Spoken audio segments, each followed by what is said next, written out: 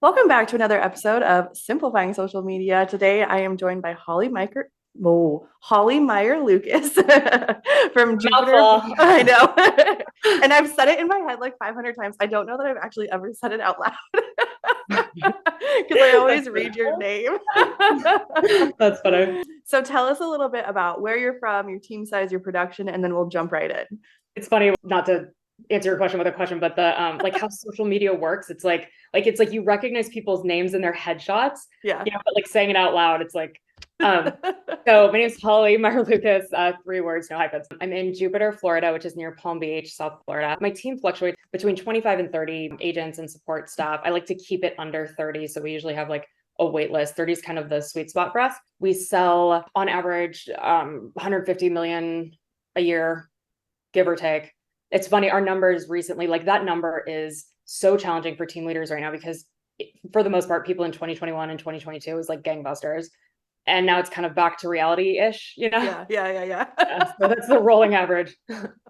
The recent one. Yeah. So our average price point is between 1.1 and 1.5 for our listings too. I'm in the Palm Beach area of South Florida, so it's like luxury is kind of our thing here. Yeah. What's like the square footage of a house in your typical farm? This is a good question. So we do a lot of like oceanfront condos, waterfront estates. So I've sold everything from a 20,000 square foot house to I think the smallest home I've ever sold is like 800 square feet. So Okay. it's literally like the whole spread. Our area uniquely has the whole spread of real estate. Cool. Yeah, cool. So you mentioned that you're the team lead. When did that happen? How did that happen? Were you a solo agent? How did that whole thing conspire? Yeah. So I've been in real estate for 8 years. I was a solo agent for about 30 seconds. I started my team almost immediately. The way that I started my team was I secured a listing. I was in the bullpen at Keller Williams, and a come list me call came in randomly, which is like if if you're in real estate, you know how rare that is. If you're just like an agent on floor time, right? Yeah. So I go on this listing appointment, and I sell myself as this we entity, and I don't know why, but like we was just coming out of my mouth. And then I got the listing, went back to the office, found an agent in the bullpen whose name's Savannah. She's amazing. And she was 19 years old at the time. She had sold one house. I had done one rental. So collectively we had done deals. And Yes. so she joined my team. And then by the end of the year, I had like 5 team members. I've scaled intentionally slowly because for me, the support, the marketing support to agent ratio has to stay in balance. Yeah. And is that you mentioned 30 was a sweet spot? Is that part of it? Yeah, it is. With 30, I can personally pitch to any of our clients, each person on the team and what they do. Yeah. Once it goes above that, it just gets, I don't know, this is a personal business, man. And also running a wait list gives us a lot of leverage too with the agents that we do have because it's kind of one in, one out. Yeah, absolutely. That's a great tie into our first like legitimate question, even though I've already asked you like 6 questions. Tell me a little bit about the role social media plays in your real estate business and some ROI you've seen from it. Oh my gosh. So social media is absolutely everything. So 8 years ago in 2015, Instagram was really this space that was such a white space for real estate agents. It was right when pages and Facebook were like, they were just really rounding that out on Instagram at the time. My personal brand story is so unique. And I feel like you can uniquely appreciate this because of the luxury dynamic with it. So when I first started my team, I went to town studying all the professional luxury real estate agents, right? Yeah. Just dissecting their business cards, their logos, what they drove, what they ate, what they wore. And I tried to be that agent. Like I would wear these suits and I had this logo that was, a Canva design logo. It was just this like black and white, like Daheim group. Oh, that's a whole other story. But I tried to be that because I wanted to sell luxury. And my personal niche is with in sports and entertainment with professional athletes. So it was really important to me that they saw me as this like luxury agent, right? Who is the 60-year-old man driving the Mercedes, Yeah. So then I would go on appointments or I would meet with, despite that first listing that we did get, going on appointments and meeting with people, there was such a misalignment between what I was putting out there in the universe and who I actually am in person. Like if you meet me in person, it's like I'm high energy and I'm like I'm gonna drop an F-bomb and I'm gonna like become your best friend. Like that's who I am. And I also on social media, I talk in emojis. I was posting all kinds of graphics. Like I lived in Canva in those days, and I still do. And I was, creating all these fun, colorful, like Holly graphic. You look at any real estate agent who's in our demographic, like I feel like this, like between the ages of 25 and 45, and I'm not capping it at 45, like there are older agents that do this, but like we're cute on Instagram, right? Yep. Like how many agents do you work with that are like doing it? So Yeah. back then that wasn't like a thing, Yep. So I was just like this joker, just putting emojis on everything. And I remember my broker at the time told me, like he pulled me into his office to tell me to tone down the emojis.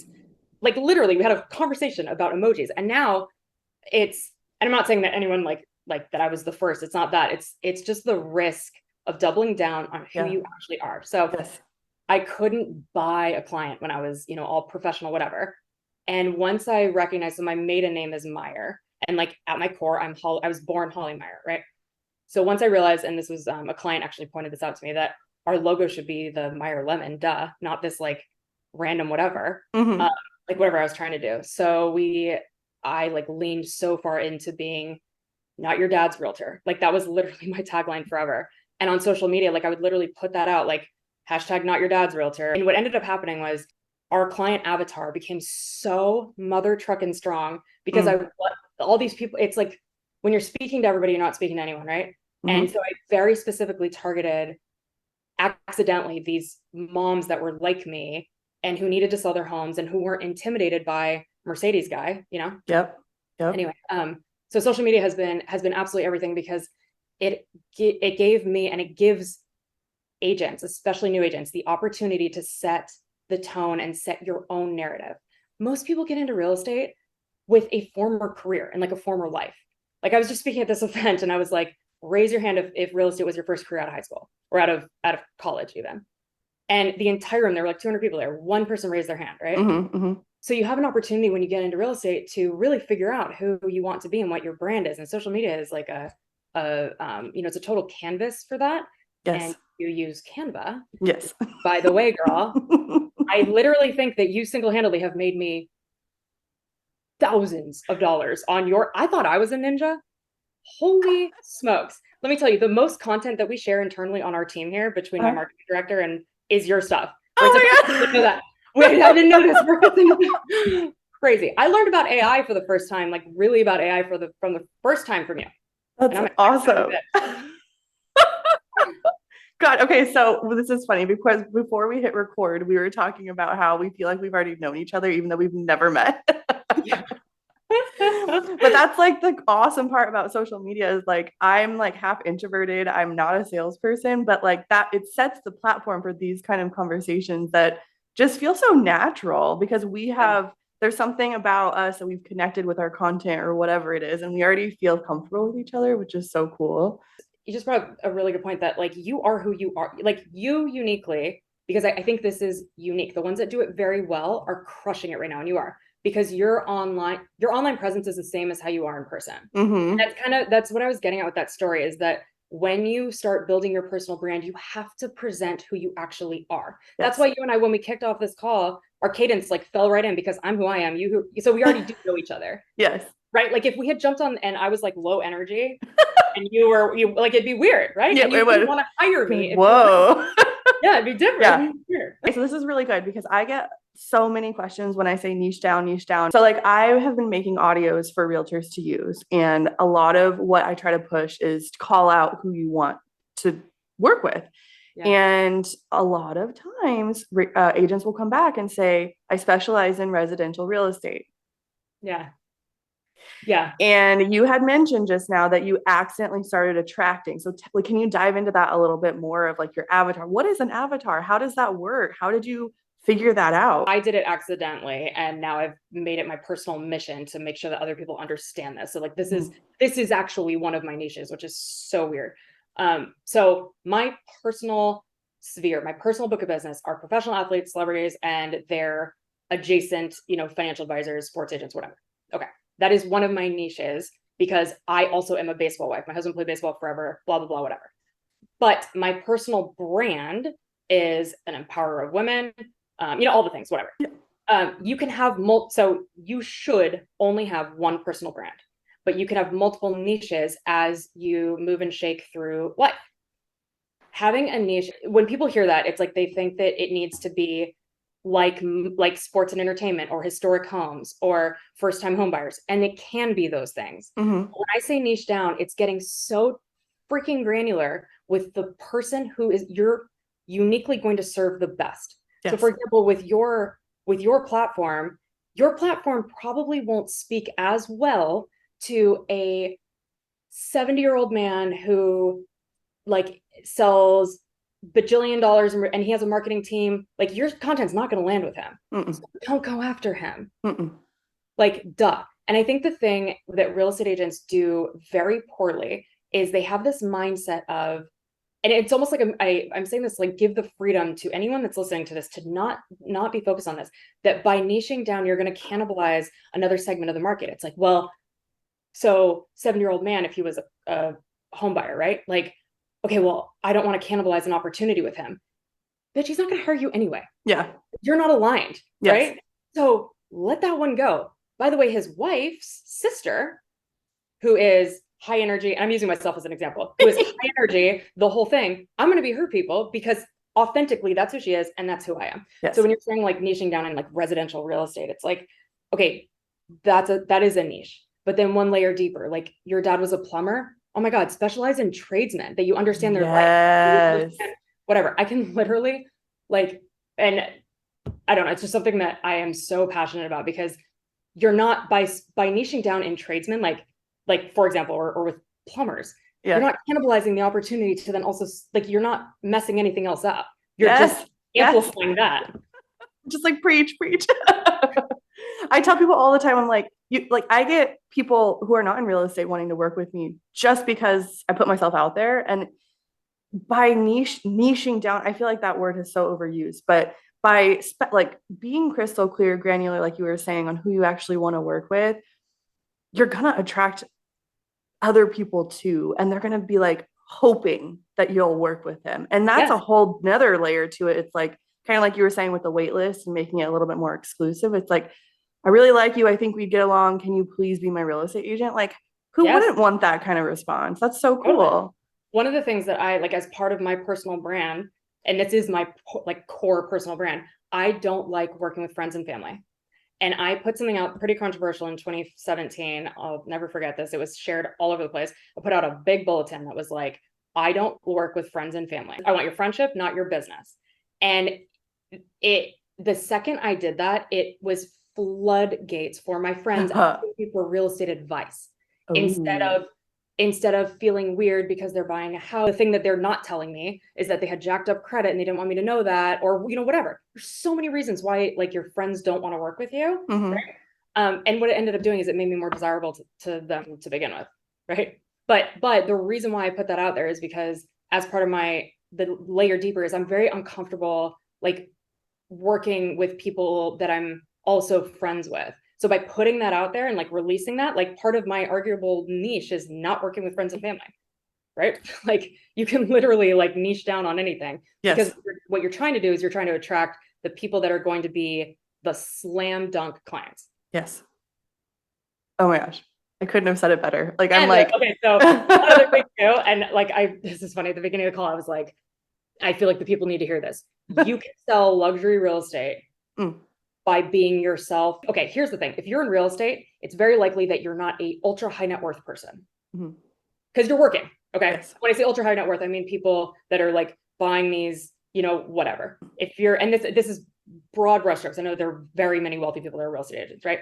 But trying to fit into what you think is a wealthy person, like trying to be in there, it's going to be a misalignment. So be the person that they want to hire, which is yourself, Like I literally sold a $30 million oceanfront estate with my logo being this lemon, like Meyer Lucas lemon stuff, neon logos. It doesn't matter because his wife loved me, and she loved me because of myself. Yes. Oh my God, yes. I'm so excited about this conversation. Okay, so let's take it one step further. So we've kind of done the reflection work. We've thought about our avatar. We've kind of chosen what we want to work on and specialize in.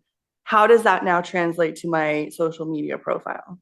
Yeah. Okay. So the thing that people struggle with a lot is how to then display that information The biggest fear everyone has, we just talked about this, is cannibalizing, another whatever.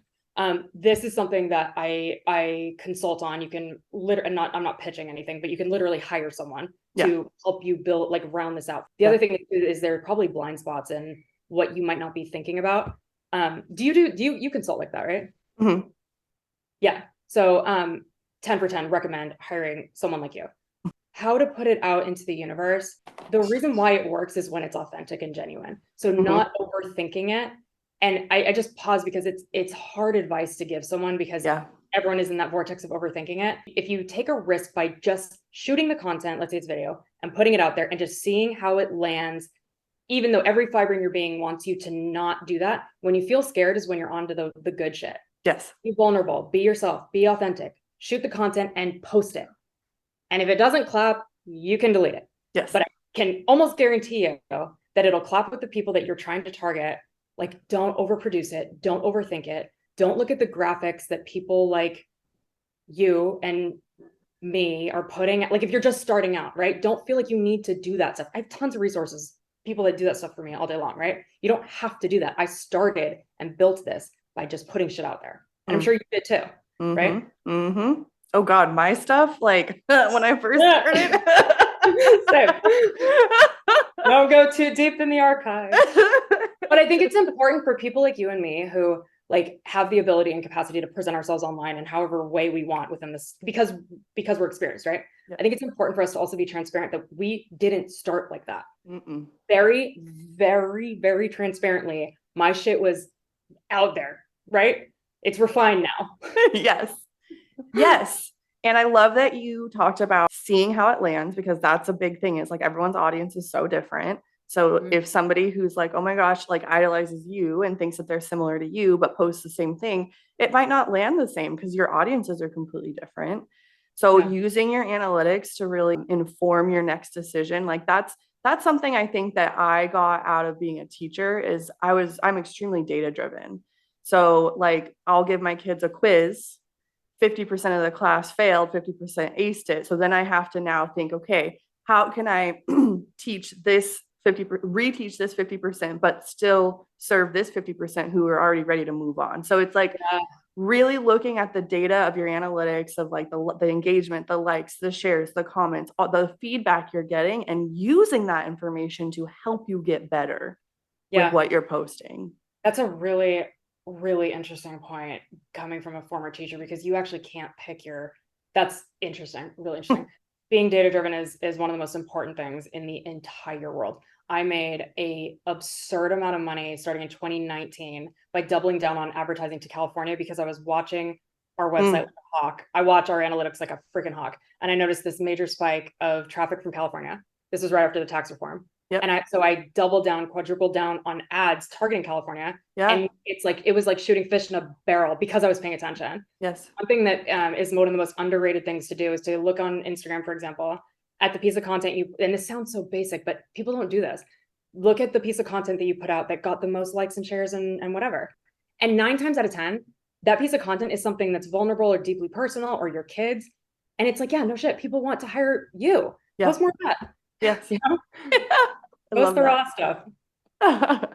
So, okay, so you have a team of 30. How does that work? Like just logistically, does everyone have their own page? Do you get leads from your page and give them to your agents? Like, what does that look like? Yeah, so I'm a non-producing team leader, which is fairly rare. I don't sell any real estate at all. I always have an agent that I bring in. The vast majority of our leads come in where it's either an inbound referral, someone calling the office, someone seeing my social media, someone seeing the team's social media, whatever.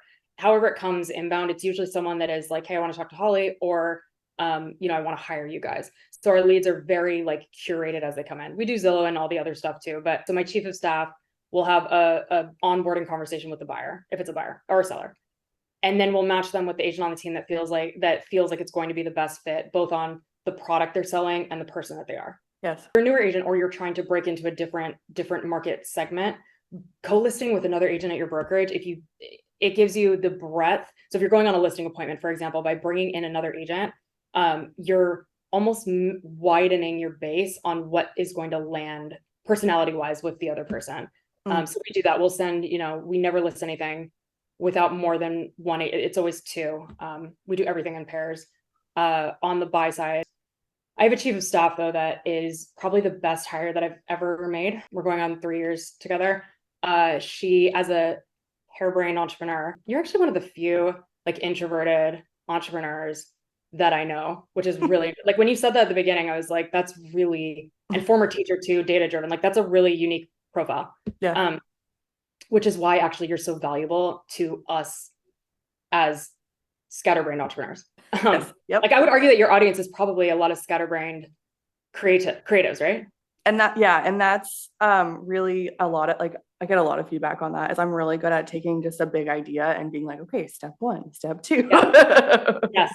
So that exact personality type is my chief of staff. So she takes everything that I brain dump onto her. But the most important thing is that she interviews our agents and does a really good job of managing the agents. And like, so I'm not, because I'm the fun uncle always. We would have a pet chinchilla in this office if I was in charge of that kind of stuff. Oh my God, yes. That's fabulous. Yeah, my dad always preached like keep talent around. Like, find the good people and make sure that they're happy, and they will outperform anyone that you give 500 raises to. So true. Just really finding like that good fit. So that's awesome. It's so true. And in the real estate space, that is one of the hardest things, not on the support staff side. So I have, my marketing department, interns, the whole thing. My girls are like rock solid on that side. The agents, it's really, really hard to make agents, not to make them understand, but to impart on team member agents that when you're in a team going out on your, like just how hard it is to go out on your own. Yeah. Because the subtext there is like, oh, well, if Holly's giving me this advice, it's because she doesn't want to lose us. And it's, if you know me personally, like how opposite of the truth that is. Like I care so deeply about our agents.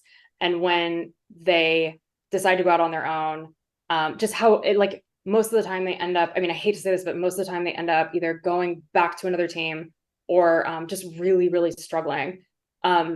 A team environment, and I'm sharing this in case any of your audience are members of a team. Teams they provide so much for you that you might not realize because it's happening behind the scenes. Yes. It's an undertaking to go out on your own, man. It is. So we do have, our turnover rate on the agent side is, it is what it is. It's, in the industry is just like that in general, which is challenging. But. Yeah. Yeah, I would never want to be an agent. I don't think I'd be good at it, but if I was, I would join a team like 100%. You would be a good agent. I know, because you're more valuable. You're so freaking valuable, girl. Like I can't even tell you, like I'm telling you, I thought I was a ninja, and my ego is every time I go on your page, every single time I learn something that's like, not even just like, oh, that's interesting. It's something that's like, what? Okay, like part of that's Canva. Realtors. But part of that's Canva because they're just blowing up with you. Okay. Have you seen the Adobe Creative Cloud ads? Have they been targeting you? No. They're coming for Canva. It's really funny. They have like influencers now, micro influencers that they're trying to make it seem like it's as easy as Canva, which I love. Like it's like meaning this behemoth of Adobe, like Canva has encroached on. Yes. That's amazing. Yes. And it's like, I'm obsessed with the girl who created Canva. Yeah. She's like, she's my idol. Same. That's why I'm saying it. I'm like, you freaking flustered Adobe enough. Like Adobe is coming for you, which is, that's the goal. Like, that's awesome. Okay. Bringing it back. All right. I am your personal knight. I love these interviews because I learn so much personally, and like, I don't know, because I'm not an actual agent. So I love talking to people who are actually doing it. And then I can take that information and help support others. So, okay. So we've talked about Canva. What kind of strategy shifts on your socials have you made? Video, Canva graphics? Like, what does that look like on your team or on your personal page or however that looks when you're trying to decide what the heck to post? Yeah. So my personal page is at the moment, so for the last couple of years, it's been, I don't do the like curated timeline stuff because that was really slowing me down. I'm a creative at heart, and my personal stuff was like, I was finding that it was more important for me to get out the authentic stuff than to overproduce it. So my feed is not pretty. And by the way, can gain a following without it being pretty. If that slows you down, don't do it. Yes. Back to my team there's way more strategy around my team's page, because my team's page is where we also are promoting our listings. So I have to maintain the integrity of what people are hiring us to do. And so I think that one thing that with social media that I am kind of a stickler for and passionate about, and I'm curious about your opinion about this. When I got into real estate, I took my personal Instagram page and I made it my real estate page. I didn't do a business page. I started my business page when I started the team page. But I think agents make a mistake by creating, when they're solo agent, by creating from jump a page that is their real estate page. Your friends are going to be your hype girls and your cheerleaders. Like, give them your real estate stuff. Yep. I'm kind of a stickler for that. What's your opinion about that? I agree. I love the idea of having a team page if you have a team of 3, 4 plus. But if you are by yourself, you're creating double work for yourself. You're starting from scratch with no audience. And the people who are going to trust you the fastest are your SOI. And they're on your personal page. So you might as well just take the shift. I mean, real estate is part of your identity now. I mean, it should appear on your personal page. But I will say, because I know I have some clients who like the privacy of having two separate. Yes. So, and I just trained on this yesterday, is using the collaboration feature on specific posts. So when you're going to post and hit tag people, invite yourself, like your personal page or your business page, as a collaborator. That one will show up on both pages and you'll get access to both audiences. So that feature I'm loving recently because of conversations like this. That's exactly my philosophy on it. That collaboration thing changed my entire personal strategy. 10 for 10 on Instagram doing that. So my thing with this is always double down when it works, bail when it doesn't. Yes. So, and because the algorithm, don't focus on what is exactly working for you, and pay attention to what's happening at a macro level. So follow accounts like yours to pay attention to what's happening. But then if it's not working for you, double down on what is. Yes. That simple. Yes. The other thing is focus on where your audience is. I remember back in the day, I tried to do Snapchat because it was the new thing, whatever. But my audience are it's rich tennis wives. They're not on Snapchat. Their kids are. But so I wasted all this time. Those are your audiences. Yes. It happens all the time where older agents will at our MLS committee meetings, for example, they and God bless them. The veteran agents in our industry are the beating soul of our industry. How people sold real estate before the internet. I know.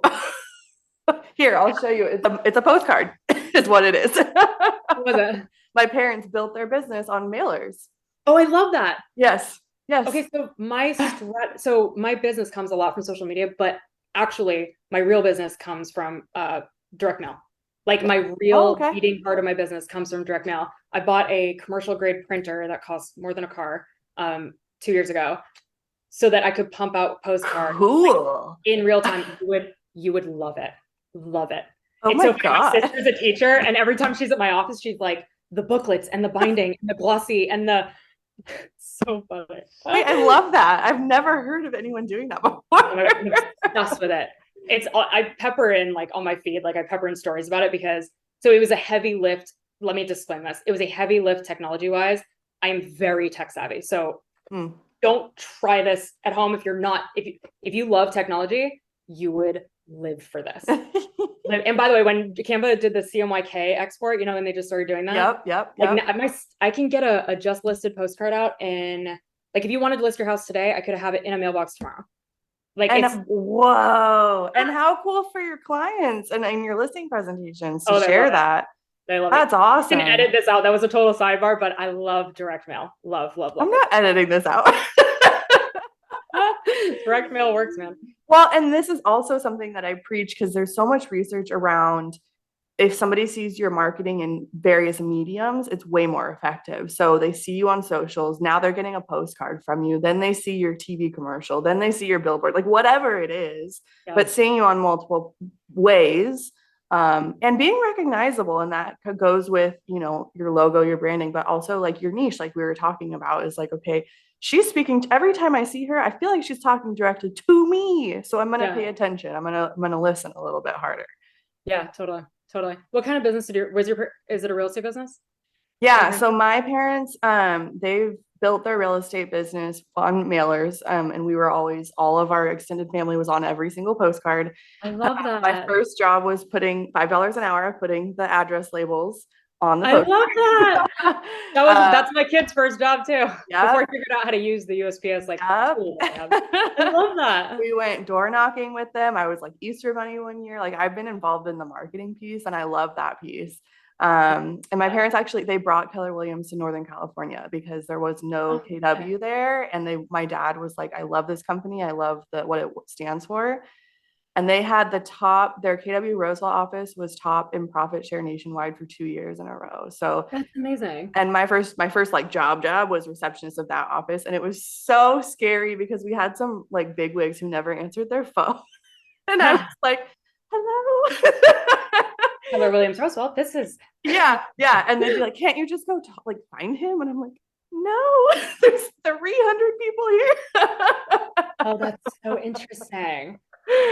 When did they open that office? They opened it in 2000 was like the grand opening, and then we moved to the office building that is still like where they are today in like 2011. I love that. Yeah. Dude, that's so two things you just said that like rattled my world just now is that as a kid of a real estate agent, because I think I have three boys and I'm also a solo mom. My husband works in baseball, but he's gone half the year. He's with the Giants. You're in the Bay Area, right? I love the Giants. Yeah. Anyway, but I'm in Florida, so it's a long freaking haul. Blah blah blah. Yeah, I bet. For short, my kids are with me all the time in the business, whatever. And I have this mom guilt over it constantly all the time. I feel like one piece of content that you could put out that would really, really clap with people like me is you are the child of a real estate agent and you don't resent them. Like that is like something that we as moms deal with, that like you ended up okay. It's something that I always like make fun of because we would always go to the grocery store and people would always recognize my mom because of the marketing that they were doing. And I would just be like, okay, we got to stop and talk to everyone in the grocery store. So part of my like value statement is supporting you so you don't have to spend all day on social media. Like you can go and be present with your families. Love that. I don't resent them at all. I would not be who I am like with all the skills that I have if I did not have the upbringing that I have. I'm very grateful for that. I didn't know that was sure. And I mainline your stuff, like I love it. And I didn't know that was part of your value prop. Like I feel like you should have you done a piece on that recently? Did I miss it? No.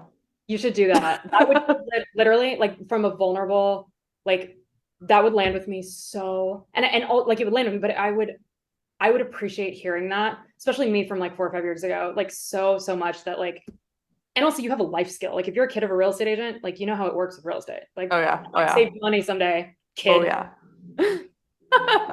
Anyway. That's so funny. Okay. Whew. Okay, we've been talking a long time. So let's wrap it up. One tip or trick for agents when they're trying to decide what kind of content to put out there. Go to where your ideal client avatar is. And if you don't know what your ideal client avatar is, figure it out. Yeah. This has been amazing. Thank you so much for your time. Yeah, it was so good talking to you. Thank you so much for having me. I appreciate it. Absolutely.